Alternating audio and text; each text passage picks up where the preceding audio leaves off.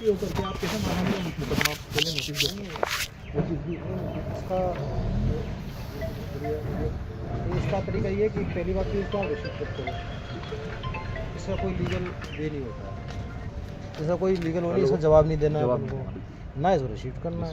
गांव का आदमी होता, आप तो अपन क्या पढ़े लिखे समस्या है ना, इसलिए पढ़ लिया। अगर ये मुझे दिया होता और मैं इंग्लिश नहीं जानता हूँ तो आपका तो एक ही जवाब है, मैं इंग्लिश, आपने क्या नोटिस दिया, वो अंग्रेजी में दिया, मैं अंग्रेजी जानता हूँ, खत्म।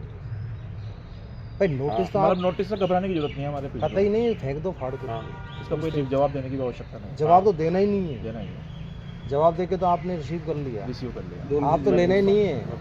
ऐसा कोई यार दिखे तो डांक ही मत लो, हमें मतलब नहीं चाहिए। इसका कोई लीगल स्टैंडर्ड नहीं होता है जी सर। इसका कोई कहीं भी कानून में इस तरह कुछ नहीं है प्रोसीजर। वहाँ बैठे हो क्या? लीगल नोटिस का केवल इतना सा है यार, तो जैसे अपन कहते हैं, जैसे इसने इसे थप्पड़ मार दिया, इसने इसको मार दिया, क्यों थप्पड़ मारा यार कि साहब इससे मेरे 500 रुपये आते थे यार, थप्पड़ मारने से पहले तू वैसे पूछ तो लेता है यार, मेरे 500 रुपये देते, समझ गए मेरी बात को? मैं तो आपकी बाइक थप्पड़ मारने से पहले आप पूछ लेते यार, मेरे 500 रुपये दे देते, तो भिड़ते थप्पड़ मार दिया। अब इसका मैं लीगल समझाता हूँ।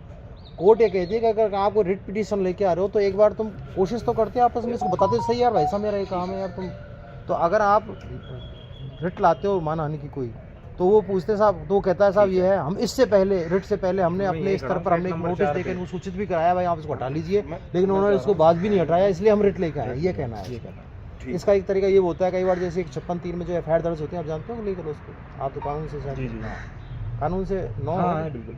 हाँ, 56(3) में जो इस्तीगासा पेश होता है कोर्ट के अंदर सीआरपीसी के तहत, जो पहले होता था, तो सेक्शन हाँ, तो 56(3) सीआरपीसी से पहले कोर्ट में क्या कहते हैं साहब, आप डायरेक्ट कोर्ट क्यों आ गए, तो उसमें प्रोसीजर है, पहले आप थाने जाएंगे, थाने वाला नहीं करे तो आप एसपी के पास जाओ, और एसपी नहीं करे तो आप कोर्ट में आओगे।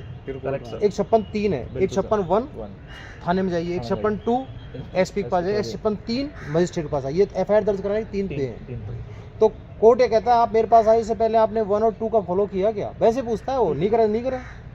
ये भी कह सकता है साहब मैं थाने गया था, क्या हुआ साहब, मुझे 5000 मांगे थे, तो मैं साहब मैं 5000 क्यों, कहाँ से दूँ, तो फिर एसपी के पास गए, हाँ एसपी क्या हुआ, सब मिलने नहीं दिया संतरी में, लो हो गया जवाब।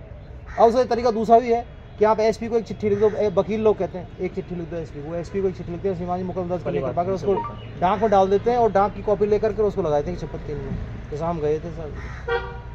तो ये कुछ नहीं है सर, कोई लीगल, इसका कोई लीगल स्टेटस नहीं है सर। Thank you sir. मतलब मैं आपको वैसे बता, जनरली आप इनसे बात करने आए तो नहीं सर, एक्चुअली इनसे तो बस हमें यही बात करनी है कि एक्चुअली सर इनके जो ये जो मैटर जो अभी उछला है, इसके खिलाफ ज़्यादा लोगों ने एफआईआर दर्ज इसलिए नहीं कराई अभी तक, क्योंकि उन्होंने आश्वासन दे रखा है 28 तारीख तक कि 28 तारीख तक आप जितने भी लोग जिनके यहाँ पर पैसा निवेश है वो सबको रिटर्न मिलना शुरू हो जाए। जबकि सर इस पुलिस एफआईआर के अंदर ये चीज़ बिल्कुल क्लियर हो चुकी है, जो एसपी साहब ने जो किया है, जो इसका अपलोड भी है, इसमें इन्होंने बताया कि जो डेवलपर जिसने इसको बनाया, बता रहे हो जी भरतपुर, जिसने जो डेवलपर है जिसने बनाया है ना उस HQRE इस नाम से वेबसाइट को, वो कह रहा है इस बात को कि ये चीज़ अब पूरी तरह से बंद हो चुकी है, इस पर चलने की कोई संभावना ही नहीं।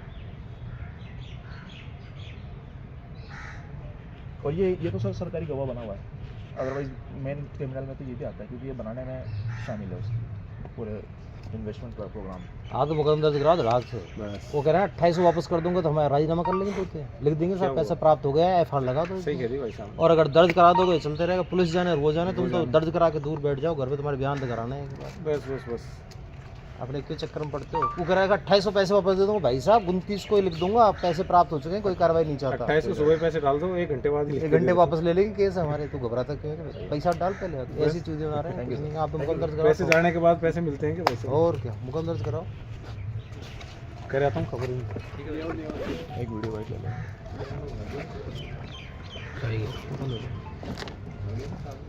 मोबाइल का